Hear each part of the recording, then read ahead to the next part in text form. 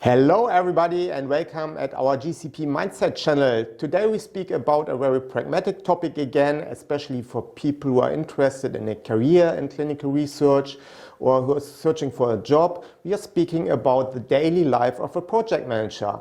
And I have invited Sergej Graf. Sergej is the head of a project management team and will let us know a little bit about the life of a project manager. Thank you, Andreas, for inviting me here and giving me the opportunity to speak about my experience. Yeah, thanks for being here.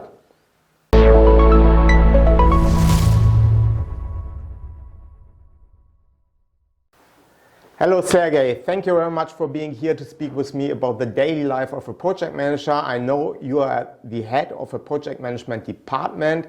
And tell me a little bit more about yourself. How did it come that you are now a head of a project management team? Yeah, thank you, Andreas. So my background is that I'm a biologist, like many who are working in the clinical trial area. I've studied neurosciences in the University of Bremen. Then I gained first experience as a CRA for about 2.5 years. But then I moved to a different position as a data manager. And there I had the opportunity to work as a position where I could support both departments because I had knowledge in the CRA area and could use data management approaches and combine these. And this was also the first step when I then later gained first project management experience, which helped me a lot knowing both areas. Later I then transitioned to a full project management position, and after over 3 years in project management, I had then the opportunity to become the head of the project management department. Great, that sounds like a very nice career, quite fast. I mean, 7.5 years and 3 years as a project manager. I assume that you worked very successfully as a project manager, and that was the reason also why you have promoted to a head of project management. So, can you explain me what makes a project manager successful? The name says it's all, Andreas. The project manager needs to manage the project, and to be able to do this successfully, the project manager needs to know a few things. For example, knowing the overall goal of the study. It's very important. Not every little detail, but what is actually the purpose of the study. What resources does the PM need? Human or electronic ones? Also the basic procedural steps, for example, are very important to know. Not that the project manager needs to know how a statistical analysis plan has to be written, but he needs to know that one is needed and who is doing it and by when must it be finished. A successful project manager focuses on the important topics of a study. And the critical and important topics of a study usually mean an issue or a problem. And so the project manager needs to be able to solve them. This is part of the job, solving these critical problems, because otherwise the project will not move forward. Okay, what kind of major or critical problems can we expect? I mean, everything which is related to major impacts on the timelines or on the budget of the study or also on the end quality of the trial is a major problem. I don't mean things like queries at one side, queries at the other side, but really the outcome of the study, the end quality that could mean inspections, findings, or the output of the study does not have any value. These are the quality issues that would be major and needs to be focused, to be the focus of the project manager. Yeah. Okay. When you say now the project manager needs to solve such problems, and you say the quality can be a problem for the study, does the project manager need to improve the quality? Not directly. But the project manager knows who in the team is responsible for these particular quality problems and needs to communicate with these team members to find an effective CAPA to resolve the quality issue. Okay, that means that communication is a very important task for a project manager, a daily task.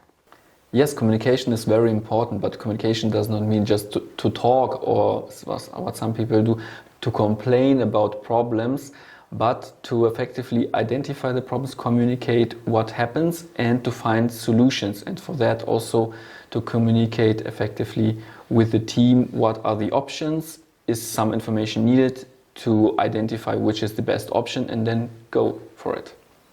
Okay, communication is an important task of a project manager, but what else are they doing during the normal daily life?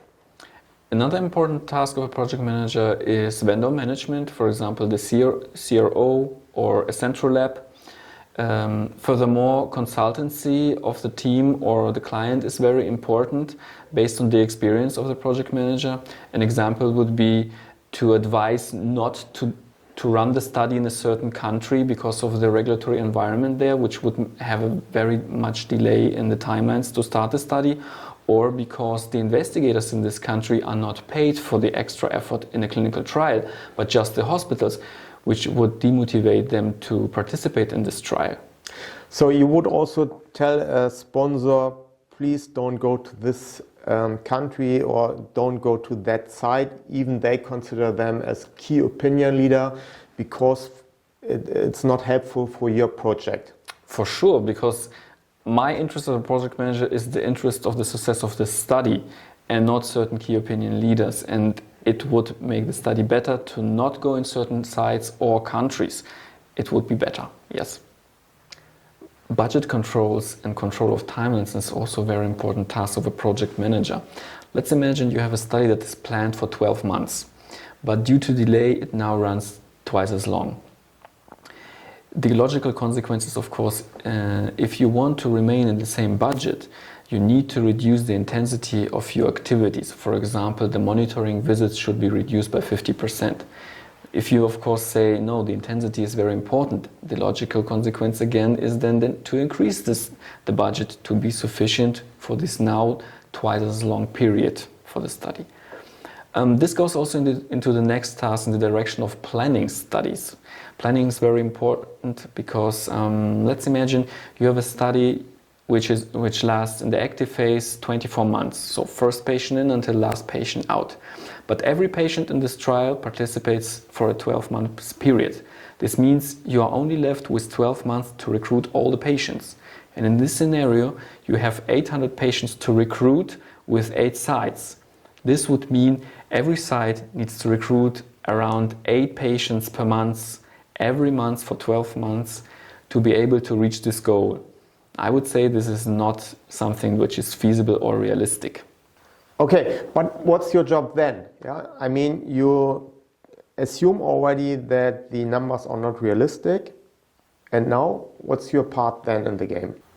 There we come back to the task of communication. The project manager here needs then to communicate to the decision maker and communicate the realistic situation, but without being too pessimistic in the communication. Okay, and the reason for that is that nobody likes to work with pessimistic people. Exactly.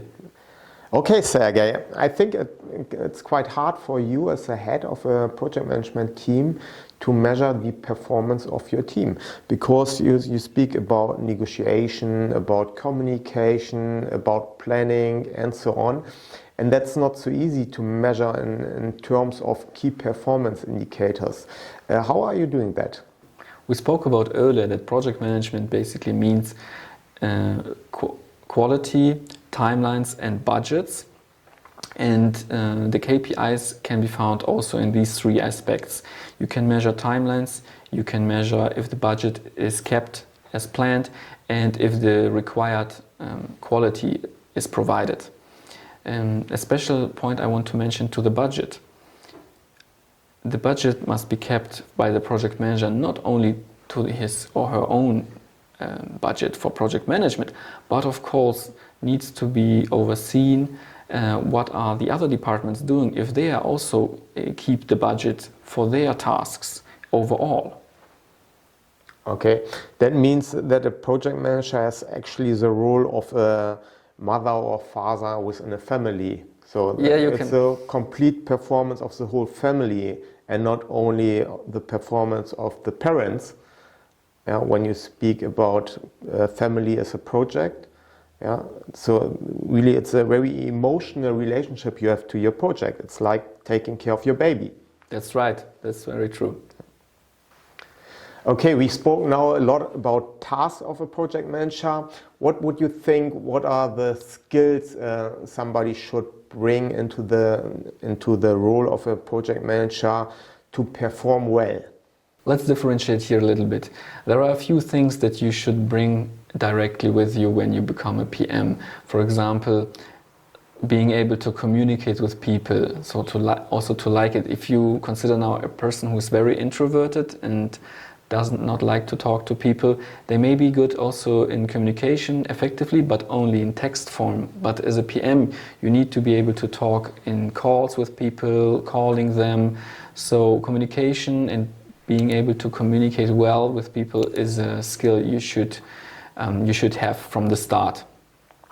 Another skill is to have structural and logical thinking. If you remember the example in the planning, where you need really to consider, does it make sense in the future? You need to plan ahead.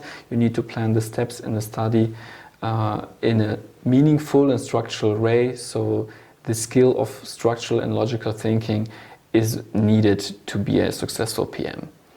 And then another one which you can bring yourself directly into the job is being flexible. And by flexibility, I mean, if you consider we are working in an international environment where countries have differences in how they are structured, how they perform studies, what are their requirements, and also the culture is different, and you need to be flexible enough to adapt and how that other countries work differently. This is one point of flexibility, and the other one is that the studies are nowadays conducted with more and more technology, and you must be flexible enough to adapt to these new technologies, being open-minded to that. For example, currently we are working with Excel, and you need to be able to work with it since you are working with budgets, you need to be able to quickly generate overviews using Excel. But in 10 years it can maybe something different, and you should be open-minded for that. Okay, I think what you just called initial skills, I would more call attitudes. That's what people learn at school and from friends and from parents and so on. But what kind of skills do you train them? Yeah, how do you develop your project management team to be well-performing project managers?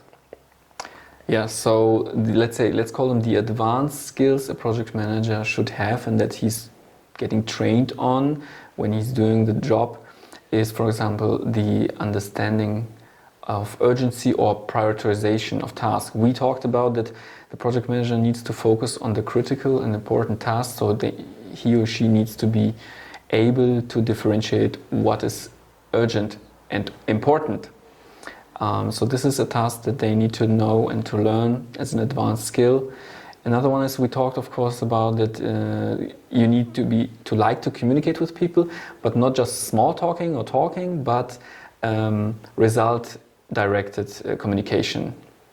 So this is something that we train our project managers, that they focus on the result and on the problem, and direct their communication in that way. For example, also leading through a call, leading through a meeting, because then you use the time effectively on the topics that needs to be discussed and not just talking together. Yeah.